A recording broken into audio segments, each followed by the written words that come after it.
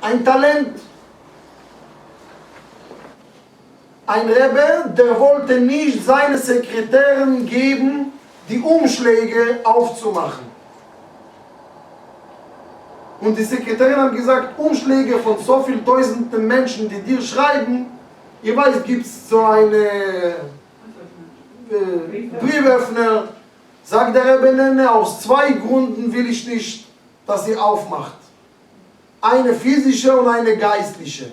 Physische, Vertrauen. Wenn jemand schickt mir, schickt er nur mir den Brief. Und kein Sekretär darf das inzwischen lesen. Weil sonst niemand wird schreiben, das, was er hat, wirklich auf dem Herzen.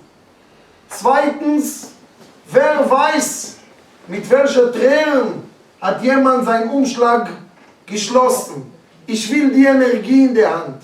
Ich will den Umschlag. Ich will seine Handschrift sehen. Der Rebbe hat gesagt, ich lese nicht immer nur den Brief.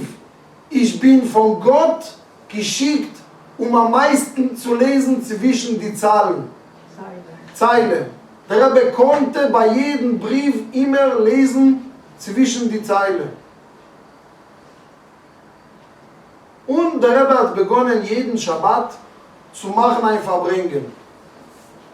Jeden Verbringen, wo der Rebbe hat gegeben ein Shiur zu den Chassidim, hat gedauert Minimum 4 Stunden, Maximum 6, 7. Der Rebbe hat nie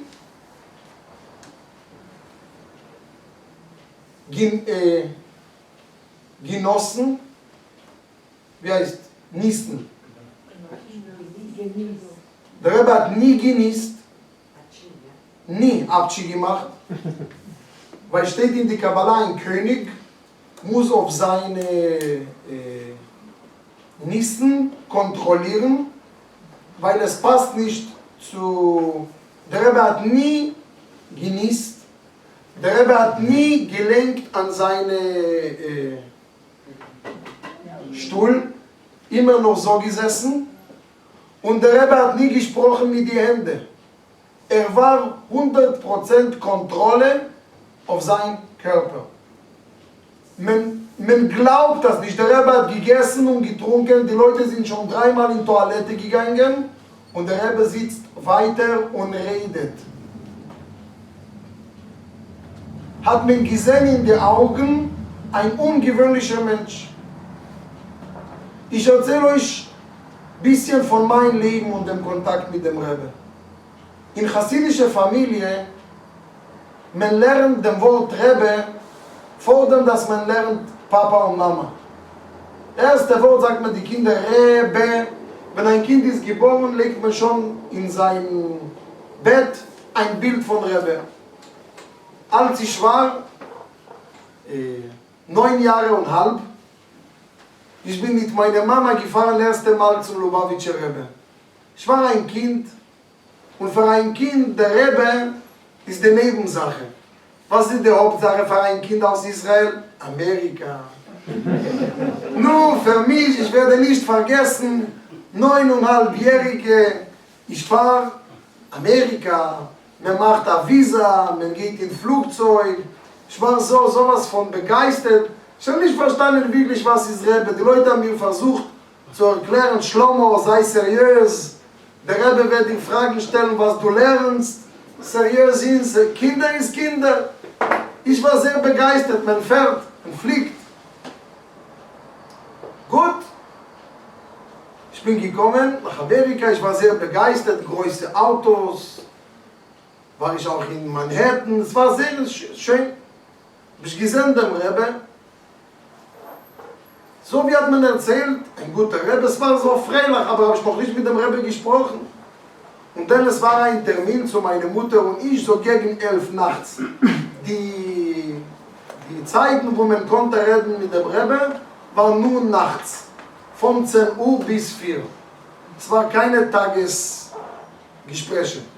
Am Tag, der Rebbe hat nur gelernt und er hat gesagt, wenn jemand will, soll er kommen nachts. Warum? Weil am Tag gibt es nicht wirklich wahre Gespräche. Am Tag gibt es noch viele Lärm von der Welt. Und wenn zwei Leute wollen miteinander reden, die Nacht wurde geschafft, um zu einigen, um zu reden, um zu sprechen. Die Termin war von 10 bis 4. Am Tag war nie Terminzeit mit dem Rebbe.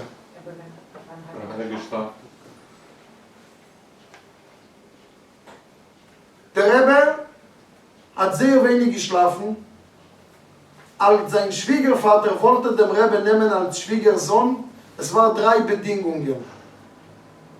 1, soll er nicht schlafen am Freitagabend und am Donnerstagabend. So war die Bedingung. 2, soll er nicht nehmen Gebiss, wenn die Zeit kommt, wo er braucht neue Zähne. Und man sieht auch, dass nachdem auch der Rebbe hat verloren sein alle Zähne, der Rebbe konnte reden und essen ohne Zähne. Der Rebbe hat trainiert, zu reden klar und alle Buchstaben zu schneiden, ohne, wenn man guckt in die Videos, auch wenn er ist in hohem Alter, 80, 90, er redet ohne Zähne und es ist klar, jeden Buchstabe klingt wie Mandoline. Richtig klar. Und die dritte Bedingung war, dass es konnte sein, nach kabbalistischen Buchstaben, ich verstehe sehr wenig in dem, dass er wird wahrscheinlich mit seiner Frau keine Kinder haben. Wenn er ist bereit für diese Bedingung, soll er heiraten. Und der Rebbe hat wirklich geheiratet. Das heißt, der Rebbe hat sehr wenig gegessen, deshalb hat er lang gelebt. Der Rebbe hat sehr, sehr wenig geschlafen und der Rebbe hat sehr viel gefastet. Wenn der Rebbe hat schon gegessen, es ist berühmt, der Rebbe hat sehr gerne Ziegenmilch getrunken morgens und weiße Schokolade. Also, natürlich die Chassidim übertreiben schon mit der Schokolade und mit dem Ziegenmilch. Aber man weiß, dass von Zeit zu Zeit hat man gegeben die Chassidim so Rest, was... Es war ein Termin für meine Mutter, so gegen 11:30. Ich bin reingekommen mit meiner Mutter. Der Rebbe hat mir gefragt in Jiddisch, wie heißt du? Ich habe gesagt, Schleume. Wie alt bist du? Habe ich gesagt, 9:30. Und der Rebbe hat so gelacht. Mein Vater ist immer stolz. Mein Sohn Shlomo hat gebracht, dem Rebbe zu lachen. Also mein Vater ist immer stolz. Fast alle Menschen, die kommen zum Rebbe, sie bringen ihn zum Weinen. Aber mein Sohn kam zum Rebbe, der hat ihm gesagt, 9:30. Und der Rebbe war so glücklich, er hat gelacht. Sagte er, es ist besser, sollen wir reden auf Ivrit? Ich habe gesagt, ja. Und dann der Rebbe hat mit mir gesprochen in Ivrit. Und er hat gefragt, was lernst du? Habe ich gesagt, Verschiedenes. Ich lerne Chumash, Bibel, ich lerne Talmud. Sagt der Rebbe, ich will dir hören in Chumash. Sag mir bitte, warum an dem Tag, wo Abraham war 3 Tage nach seiner Beschneidung, war so heiß draußen. Ich sagte, es war so heiß, weil es war eine starke Sonne. Und der Rebbe hat gesagt, klar, wenn es heiß ist, ist eine starke Sonne. Aber das habe ich nicht gefragt. Ich habe gefragt, warum war so eine starke Sonne? Der Rebbe hat gesagt, ich werde dir erklären. Weil Gott wollte nicht, dass die Gäste sollen Abraham belästigen. Und er hat die Sonne von ihrer Scheide rausgenommen, damit soll man sehen, was für ein Licht gibt, wenn jemand ist mit Gott verbunden. Und da meine Mutter hat gesagt dem Rebbe, dass sie hat sehr oft Kopfschmerzen. Und sie kann das nicht erklären. So Kopfschmerzen, Migräne. Und der Rebbe hat genommen ein Stück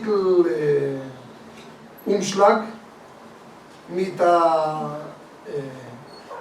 Bleistift.